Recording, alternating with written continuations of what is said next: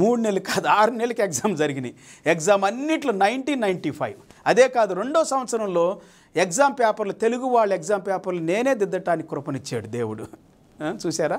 ఆ తర్వాత ఇంకో బైబిల్ కాలేజీ చేసే, ఫెయిత్ సెంటర్ అని గచ్చిబౌలిలో. ఫెయిత్ సెంటర్లో గచ్చిబౌలిలో మరణాతలు చేసిన వాళ్ళందరికీ మరొకసారి హృదయపూర్వక వందనాలు తెలియజేస్తున్నాను. ఎంతమంది అయితే చదివారు అక్కడ బైబిల్ కాలేజీలో.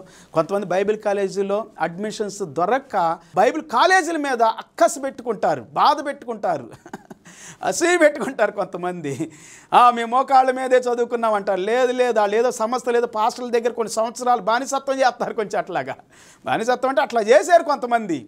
బైబిల్ కాలేజీ కూడా అలాగనే కొంతమంది సేవకుల దగ్గర దేవుని వాక్యాన్ని స్పష్టంగా తెలుసుకోవటం.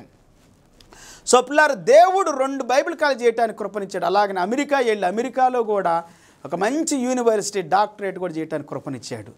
దేవుడు నన్ను, చదువులేని నన్ను